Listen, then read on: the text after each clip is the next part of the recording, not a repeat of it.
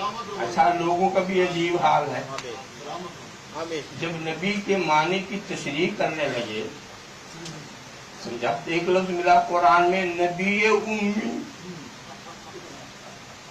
سمجھا، ترجمہ کیا کر دیا؟ ان پڑھ نبی۔ ایسے لوگ تو ہیں ہی نہیں کہ نبی کے صفات ان سے بیان کیے۔ کیا کہا؟ ان پڑھ نبی۔ تم سے یہ کہو کہ امی کا ترجمہ آپ نے ان پڑھ کیا، نبی بھی تو عربی لفظ ہے، اس کا بھی ترجمہ کر دو۔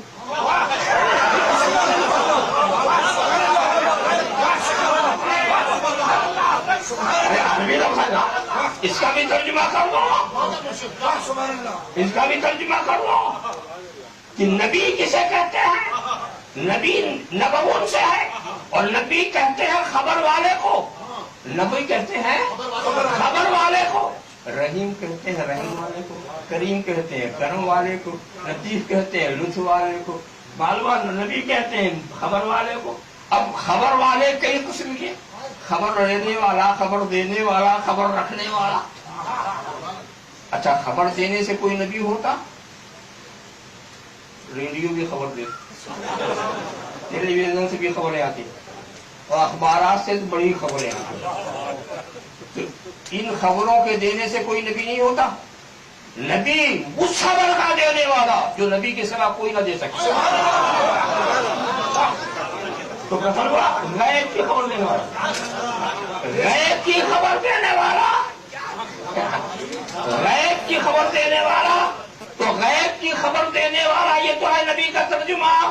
اسے بھی کر کے لگاؤ، جوڑ لگاؤ، یعنی ان پڑھ غیب بتانے والا، ان پڑھ غیب بتانے والا، ان پڑھ غیب بتانے والا۔ پتہ چلا آپ کتنے پڑھے ہیں؟ جب ان پڑھ ہے تو غیب کیسے بتانا؟ ان پڑھ، ارے کہنا تھا تو یہ کہہ دیتے بے پڑھے غیب بتانے والا۔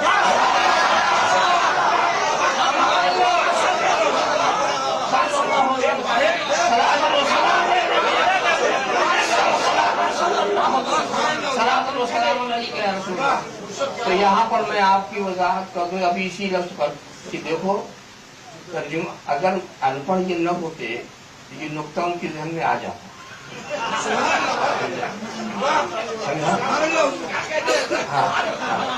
اسی لیے میں کہتا ہوں کہ بخاری پڑھ کے بھی شان محمد عربی سمجھ نہ پائے اگر تم تو پھر پڑھا کیا؟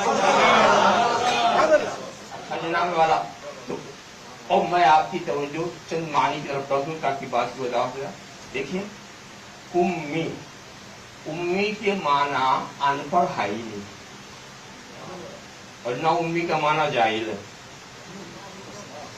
اس لیے یہ ہے ماں، اور اس کی طرف نسبت امی، ماں والا، ماں والا کیا مطلب؟ جو کیفیت شکم مادر میں ہو اور اسی کیفیت کو لوگ لے کے پیدا ہو تو وہ کیفیت امی ہے، ماں والی، پیدائشی۔ جو کیفیت شکم مادر میں ہے اسی کیفیت کے ساتھ وہ آیا تو اس کو کیا کہیں گے؟ اس کی یہ صفت، یہ خصلت جو ہے امی ہے، پیدائشی۔ کیا مطلب؟ کوئی اگر شکم مادر میں جاہل ہے، پیدا ہوا جاہل تو وہ جاہل امی، اور شکم مادر میں عالم ہے اور پیدا ہوا عالم تو وہ عالم امی۔ شکم مادر میں حافظ ہے اور پیدا ہوا حافظ قرآن، وہ حافظ امی، اور شکم مادر میں نبی ہے اور پیدا ہوا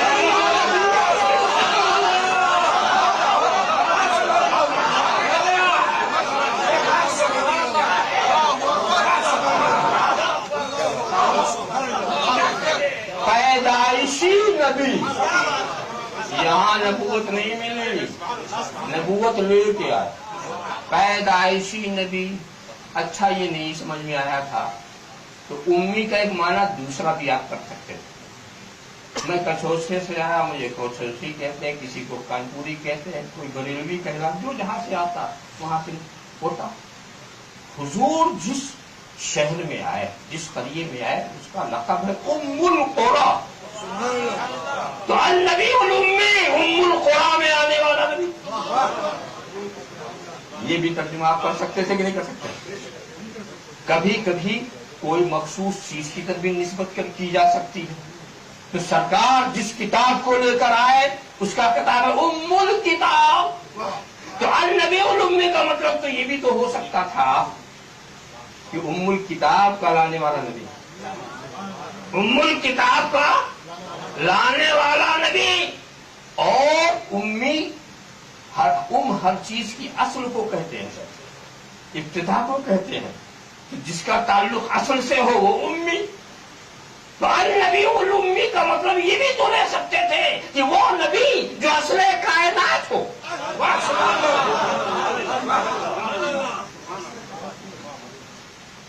اور ایک اور نسبت بڑی پیاری لے سکتے تھے، اور لے سکتے تھے کیا؟ یہ امی جو ہے یہ نسبت دراصل ہے امت کی طرف۔ امت کو امی کیا کیسے؟ اب مکے شریف والا آپ نے وہ کیا کہتا؟ مکی کہتا، مکتی نہیں کہتا، تے نکالا یہ لگایا مکی۔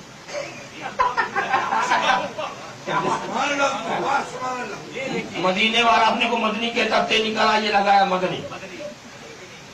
سمجھا؟ اچھا اس میں نسبت بھی ہو تو معنی ہی الگ ہو جائے گا نا۔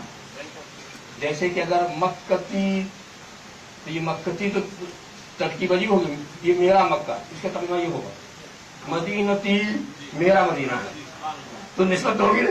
اب نسبت کے لیے تے نکالو یہ لگاؤ، تو مدنی کر دیا، کہیں مکی کیا، یہاں امت کی تے نکالا یہ لگایا امی کر دیا، یہ لگایا امی۔ النبی الامی، امت والا نبی، امت والا نبی۔ تعداد کے لحاظ سے بھی دیکھو تو امت والے یہی، تعداد کے لحاظ سے جنت میں 120 صفحے لگیں گی امت میں، ہمارے نبی کے چاہنے والوں کے 80 صفحے ہوں گے، اور حضرت آدم سے لے کے حضرت عیسیٰ کے ماننے والوں کی 40 صفحے ہوں گے۔ تو امت والا نبی، النبی الامی، امت والا نبی۔ اور یوں بھی کہہ دو کہ یہ امت والے اس لیے بھی ہیں کہ کبھی امت سے غافل نہیں ہوا۔ امت والا نبی، ہر جگہ اس نے امت کو یاد کیا، ہر جگہ امت سے کبھی غافل نہیں ہوئی۔ وہ وقت یاد کرو، وہ وقت یاد کرو جب اجازت لے کر حضرت ملک الموت حاضر ہوتے ہیں۔ نبی کی ایک شان یہی ہے کہ فرشتے بغیر اجازت نہیں آ سکتے، اجازت، اور سرکار سے اجازت لے اور پھر سرکار کہے ایسا کرو تو کرتے۔ حاکم بن کے نہیں آتے، محکوم بن کے آتے، عامر بن کے نہیں آتے، معمول بن کے آتے۔ اب جناب والا مگر سرکار مضطرب نظر آ رہا ہے۔ حضرت جبریل نے اس کو محسوس کیا، پریشان کے جبریل مجھے میری امت یاد آ، میری امت یاد آ۔ خدا نے حضرت جبریل سے کہا محبوب کو سنا دو، فکر مت کرو محبوب، فکر مت کرو، اگر مرنے سے 1 سال پہلے بھی تمہاری امت توبہ کر لے گی میں معاف کر دوں گا، میں معاف کر دوں گا۔ کہا جبریل ابھی اطمینان نہیں، پتہ نہیں کسی کو بے خبری میں کیا جانے کس سال کون سے سال میں اس کی موت ہے۔ جبریل کہہ دو 40 روز پہلے بھی اگر توبہ کر لے گا میں معاف کر دوں گا۔ کہا ابھی نہیں، ابھی مجھے اطمینان نہیں، ابھی مجھے اطمینان نہیں۔ کہا محبوب سے کہہ دو ہفتے پہلے بھی اگر وہ کر لے گا معاف کر دوں گا۔ کہا مجھے بھی اطمینان نہیں۔ کہا محبوب سے کہہ دو 24 گھنٹے پہلے بھی اگر وہ میں معاف کر دوں گا۔ کہا جبریل ابھی، اچھا محبوب سے کہہ دو نزا کی کیفیت طاری ہونے سے پہلے اگر توبہ کر لے گا تو میں معاف کر دوں گا، میں معاف کر دوں گا۔ کہا جبریل اب بھی اطمینان نہیں، اب بھی اطمینان نہیں، پتہ نہیں اسے پتہ چلے کہ نہ چلے، وہ سمجھ سکے یا نہ سمجھ سکے، نزا کی کیفیت کا ادراک ہو سکے نہ کرے۔ کہا جبریل سنا دو محبوب فکر مت کرو، اگر نزا کی کیفیت سے پہلے اس نے توبہ کر لیا تو میں اس کو معاف کر دوں گا، اور بغیر توبہ بنا تو تیری زبان میں کھلا دے گا۔